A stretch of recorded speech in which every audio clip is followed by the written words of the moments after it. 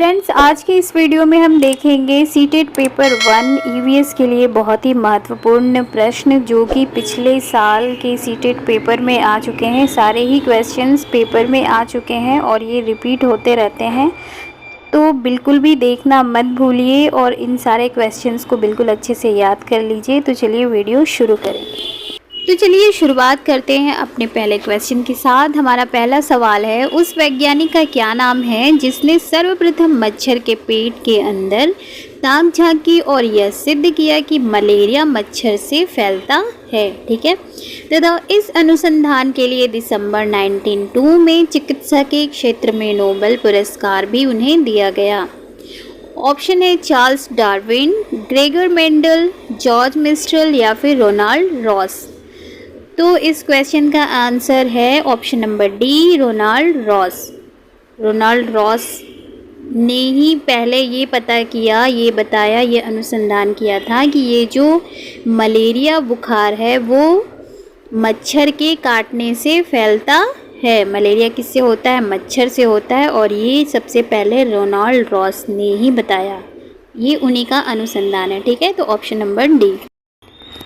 Next question है, रात में जागने वाले जानवर हर चीज़ को, मतलब जो रात में जागने वाले जानवर हैं वो हर चीज़ को कैसे देख सकते हैं? ऑप्शन है हर रंग में देख सकते हैं, केवल काली और सफ़ेद ही देखते हैं, केवल हरे रंग में देख सकते हैं या फिर केवल लाल रंग में देख सकते हैं।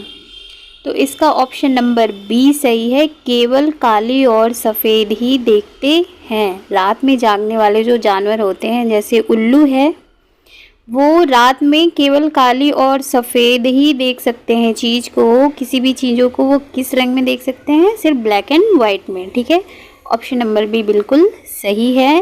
रात में जागने वाले जानवर हर चीज़ को केवल काली और सफ़ेद ही देखते हैं। चलिए देखते हैं नेक्स्ट क्वेश्चन क्या है। नेक्स्ट है, रजत ने, एक लड़का है जिसका नाम है रजत, वो अपनी फ्रेंड से कहता है, मैं नहीं खेल सकता क्योंकि मुझे बुखार है। मैं कभी बुखार, सिर दर्द और अंत में पसीना आने के चक्र से गुजरता हूँ।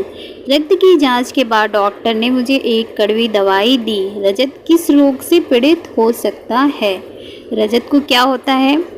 बुखार आता है, बुखार में उसे कपकपी होती है, सर में दर्द होता है और पसीना, लास्ट में उसे पसीना आता है। तो डॉक्टर ने उसे एक बहुत ही कड़वी दवा खाने के लिए दी है। तो रजत किस रोग से पीड़ित हो सकता है? ऑप्शन है मियादी बुखार, अतिसार, हैजा या फिर मलेरिया। तो इसका करेक्ट आंसर है ऑप्शन नंबर डी, मलेरिया। जब मलेरिया बुखार होता है तो इंसान कपकपी से, सर दर्द से और अंत में पसीना आने के चक्र से गुजरता है। बहुत तेज़ कपकपी होती है, बहुत ठंड लगती है लोगों को, और इसके साथ ही बहुत सर में बहुत तेज़ दर्द होता है। तो ये कौन सा फीवर है? मलेरिया फीवर है, जो कि मच्छर के काटने से होता है। ठीक है, नेक्स्ट क्वेश्चन है, अल बरूनी कौन था? ऑप्शन है वह एक कुतुब शाही सुल्तान था जिसने हमारे देश में लगभग 40 वर्ष शासन किया, या अफ़गानिस्तान का एक व्यापारी था जो हमारे देश में मेवों के बाज़ारों का अध्ययन करने आया था, या फिर उज़्बेकिस्तान का यात्री था जिसने एक किताब लिखी जो हमारे देश के इतिहास के बारे में जानने में सहायक है, या वह एक यात्री था जिसने भारत के लोगों की संस्कृति का अध्ययन करने के लिए कश्मीर से कन्याकुमारी तक की यात्रा की। तो अल बरूनी जो था, ऑप्शन नंबर सी सही है, उज़्बेकिस्तान का यात्री था जिसने एक किताब लिखी जो हमारे देश के इतिहास के बारे में जानने में सहायक है। और अल बरूनी महमूद गजनवी के साथ आया था। जब गजनवी हमारे देश से लूटपाट करके अपने देश लौटा तो यहाँ का लेखा जोखा लिखने के लिए, यहाँ के राजाओं के बारे में, जीते हुए राज्य के बारे में जानने के लिए उसने अल बरूनी से कहा कि इनका लेखा जोखा लिखा जाए। तो अल बरूनी ने एक पुस्तक, एक किताब लिखी, किताब अल हिंद। ठीक है, तो ये अल बरूनी कौन था? उज़्बेकिस्तान का यात्री था जिसने कि किताब लिखी। Option number C. Next question है हमारा, पंखुड़ियों के अंदर फूल के बीच में कुछ पतली पाउडर जैसी रचनाएं दिखाई देती हैं जिन्हें कहते हैं, ऑप्शन है परागकोश कहते हैं या पराग, मूलांकुर या फिर वर्तिकाग्र कहते हैं। तो इसका ऑप्शन नंबर बी बिल्कुल सही है, उसे हम कहते हैं पराग। आपने देखा होगा जब आप फूल लेते हैं तो पंखुड़ियों के अंदर कुछ पराग होते हैं, जब आप उन्हें हाथ से दबाइए ना तो हमारी उंगलियों पे वो बिल्कुल पाउडर जैसा आ जाता है, ठीक है, देखा होगा ना, तो उसे हम कहते हैं पराग, ठीक है। तो ऑप्शन नंबर बी बिल्कुल सही है, पराग। नेक्स्ट क्वेश्चन है, पक्षी अपनी गर्दन को बहुत अधिक हिलाते हैं, इसका कारण है कि क्या कारण है जिसकी वजह से वो अपनी गर्दन को बहुत अधिक हिलाते हैं। ऑप्शन है पक्षियों की आंखों की पुतली घूम नहीं सकती इसलिए, पक्षियों की आंखें छोटी होती हैं इसलिए बहुत अधिक गर्दन हिलाते हैं, उनके कान पंखों से ढके होते हैं इसलिए, या फिर वे उड़ नहीं सकते इसलिए अपनी गर्दन बहुत अधिक हिलाते हैं। तो इसका आंसर है ऑप्शन नंबर ए, पक्षियों की आंखों की पुतली घूम नहीं सकती इसलिए वो क्या करते हैं, अपनी गर्दन बहुत अधिक हिलाते हैं। देखिए पक्षी है, उसकी जो आंखों की पुतली है वो घूम नहीं सकती, तो वो दाएं बाएं आगे पीछे देखने के लिए क्या करेगा, अपनी गर्दन को रोटेट करेगा ना, इसीलिए वो अपनी गर्दन को बहुत ज़्यादा हिलाते हैं ताकि वो चारों तरफ देख सकें, क्योंकि उनकी आंखों की पुतली घूमती नहीं है, ठीक है। तो ऑप्शन नंबर ए बिल्कुल सही है। चलिए देखते हैं हमारा नेक्स्ट क्वेश्चन क्या है। नेक्स्ट है, यदि आप रेलगाड़ी द्वारा अहमदाबाद जो कि गुजरात में है जाएं तो आपको रेलवे स्टेशन पर अधिकतर बेचने वाले खाने की कौन सी चीज़ें बेचते मिलेंगे। रेलवे स्टेशन पर आप जाते हैं तो बहुत सारे खाने की चीज़ें लोग बेचते रहते हैं ना, तो खाने की कौन सी चीज़ें बेचते हुए मिलेंगे। ऑप्शन है ढोकला, चटनी, नींबू वाले चावल मिलेंगे, छोले भटूरे तथा लस्सी मिलेंगे, इडली चटनी तथा बड़ा चटनी मिलेंगे, या फिर पूरी साग तथा ठंडा दूध मिलेगा। तो देखिए हम जहाँ जाते हैं वहाँ पर अलग अलग खाने की रीति रिवाज होती है ना, तो हम खाने से भी राज्य का पता लगा सकते हैं कि हम किस राज्य में हैं। तो अगर छोले भटूरे तथा लस्सी मिली तो समझिए हम पंजाब में हैं, दिल्ली में हैं। इडली चटनी तथा बड़ा चटनी यानी हम साउथ इंडिया में हैं। पूरी साग तथा ठंडा दूध शायद यूपी बिहार। तो इसका ऑप्शन नंबर ए बिल्कुल सही होगा, ढोकला, चटनी, नींबू वाले चावल। ये हमें गुजरात में खाने को बहुत ज़्यादा मिलेंगे, वहाँ पे लोग ढोकला, चटनी, नींबू वाले चावल ज़्यादा इस्तेमाल करते हैं। तो ऑप्शन नंबर ए बिल्कुल सही है।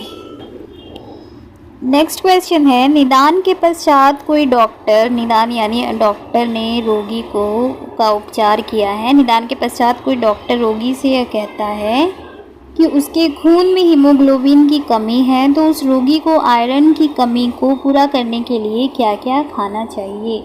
उसे क्या खाना चाहिए, कौन सा सप्लीमेंट लेना चाहिए जिससे उसका हीमोग्लोबिन जो है वो बिल्कुल ठीक हो सके। ऑप्शन है चावल, चीनी या आंवला का सेवन करना चाहिए, हरी पत्तेदार सब्जियां, गेहूं या संतरा का सेवन करना चाहिए, गुड़, नींबू, मटर लेनी चाहिए, या फिर आंवला, हरी पत्तेदार सब्जियां, गुड़। तो देखिए ऑप्शन ए में है चावल, चीनी, आंवला। तो आंवला तो लेना चाहिए लेकिन चावल, चीनी नहीं, तो ये गलत हुआ। बी है हरी पत्तेदार सब्जियां, गेहूं, संतरा। तो हरी पत्तेदार सब्जियों में तो आयरन भरपूर मात्रा में होता है, तो इसमें गेहूं, संतरा है इसलिए ये कट गया। सी है गुड़, नींबू, मटर। गुड़ में आयरन होता है और इसमें इस ऑप्शन में नींबू मटर है इसलिए इसे भी काट देते हैं। ऑप्शन नंबर डी है आंवला, हरी पत्तेदार सब्जियां और गुड़। इन तीनों में आयरन प्रचुर मात्रा में, भरपूर मात्रा में होता है, इसलिए ऑप्शन नंबर डी सही है। हीमोग्लोबिन बढ़ाने के लिए ऑप्शन नंबर डी बिल्कुल सही है। नेक्स्ट क्वेश्चन है, माउंट एवरेस्ट एक भाग है, ऑप्शन दिया हुआ है भारत का, तिब्बत का, नेपाल का या फिर म्यांमार का, यानी म्यांमार का। तो माउंट एवरेस्ट जो है इसमें ऑप्शन नंबर सी सही है, नेपाल का एक भाग है। लेकिन जब ऑप्शन नंबर बी यानी तिब्बत और नेपाल दोनों ही ऑप्शन में हो तो हमें नेपाल को सही करना है, नेपाल करेक्ट है। लेकिन अगर सिर्फ तिब्बत हो, नेपाल ना हो, तो फिर हम क्या करेंगे, तिब्बत को सही करेंगे। नेपाल में सागरमाथा और तिब्बत में चोमोलोंगमा कहते हैं माउंट एवरेस्ट को, और दोनों ही देशों में ये फैला हुआ है। लेकिन जो इसकी चोटी है, जो सबसे ऊंची चोटी है, वो कहाँ पे है, नेपाल में है। माउंट एवरेस्ट की जो चोटी है वो है नेपाल में फैला हुआ। ये तिब्बत और नेपाल दोनों देशों में है। तो अगर ऑप्शन में नेपाल नहीं है तो हमें तिब्बत करना है, और तिब्बत नेपाल दोनों ही है, तो हम ऑप्शन नंबर सी के साथ जाएंगे, नेपाल। तो माउंट एवरेस्ट एक भाग है नेपाल का। नेक्स्ट क्वेश्चन है, निम्नलिखित में से भारत के किस राज्य के अधिकतर लोग नारियल के तेल में पकी हुई समुद्री मछली खाना पसंद करते हैं? ऑप्शन है मिज़ोरम, गोवा, जम्मू एंड कश्मीर और बिहार। तो भाई ना मिज़ोरम में समुद्र है, ना जम्मू कश्मीर में है, और ना ही बिहार में। तो समुद्री एरिया इस ऑप्शन में क्या है, गोवा है। तो ऑप्शन नंबर बी बिल्कुल सही है, गोवा। गोवा के लोग समुद्री मछली खाना पसंद करते हैं, नारियल के तेल में पकी हुई समुद्री मछली खाना पसंद करते हैं। तो ऑप्शन नंबर बी बिल्कुल सही है। नेक्स्ट क्वेश्चन है, कांसा दो धातुओं का मिश्रण है, दो धातुओं से मिलकर बना है, और वे दो धातुएं हैं तांबा और जस्ता, तांबा और टिन, तांबा और लोहा, या फिर एल्युमिनियम और टिन। तो इसका ऑप्शन नंबर बी सही है, तांबा और टिन। तांबा और टिन मिलकर क्या बनते हैं, कांसा। नेक्स्ट क्वेश्चन है, बिहार राज्य के लोगों के लिए मधुमक्खी पालन शुरू करने के लिए सबसे अच्छी अवधि कौन सी होती है? ऑप्शन है जनवरी से मार्च, अप्रैल से जून, जुलाई से सितंबर, या फिर अक्टूबर से दिसंबर। तो इसका ऑप्शन नंबर डी बिल्कुल सही है, अक्टूबर से दिसंबर। बिहार में मधुमक्खी पालन शुरू करने के लिए सबसे अच्छी अवधि है अक्टूबर से दिसंबर। तो ऑप्शन नंबर डी बिल्कुल सही है। नेक्स्ट क्वेश्चन है, ब्रेल लिपि में मोटे कागज पर उभरे हुए बिंदु बने होते हैं, यह लिपि आधारित होती है। ऑप्शन है 4 बिंदुओं पर, 6 बिंदुओं पर, 8 बिंदुओं पर, या फिर 10 बिंदुओं पर। जैसा कि आप जानते हैं कि ब्रेल लिपि जो है वो दृष्टि बाधित लोगों को पढ़ना लिखना सिखाने के लिए होती है। तो उभरे हुए बिंदु होते हैं, यह लिपि किस पर आधारित होती है? तो ऑप्शन नंबर बी बिल्कुल सही है, 6 बिंदुओं पर। ब्रेल लिपि में मोटे कागज पे जो उभरे हुए बिंदु बने होते हैं वो किस लिपि पर आधारित होते हैं? 6, मतलब यह लिपि किस पर आधारित होती है? 6 बिंदुओं पर। नेक्स्ट क्वेश्चन है, निम्नलिखित पक्षियों में से कौन काफ़ी हद तक अपनी गर्दन को पीछे की तरफ घुमा सकता है? यानी ऐसा कौन सा पक्षी है जो अपनी गर्दन को पीछे तक घुमा सकता है? ऑप्शन है मैना, उल्लू, कौवा, या फिर कोयल। तो ऑप्शन नंबर बी सही है, उल्लू। नेक्स्ट क्वेश्चन है, किसके नेतृत्व में चिपको आंदोलन को बल मिला? ऑप्शन है सुंदरलाल बहुगुणा, अमृता देवी बिश्नोई, मेधा पाटकर, या फिर ए.के. बनर्जी। तो इसका राइट आंसर है सुंदरलाल बहुगुणा। इनके नेतृत्व में चिपको आंदोलन को बल मिला। चिपको आंदोलन वृक्ष बचाने के लिए औरतों ने क्या किया था, वृक्ष से जाकर चिपक गई थी। चिपको आंदोलन जो था वृक्ष को बचाने के उद्देश्य से किया गया था, और सुंदरलाल बहुगुणा के नेतृत्व में इस आंदोलन को बल मिला। ऑप्शन नंबर ए सही है। फ्रेंड्स, आज के लिए सिर्फ इतना ही, मिलते हैं नेक्स्ट वीडियो में।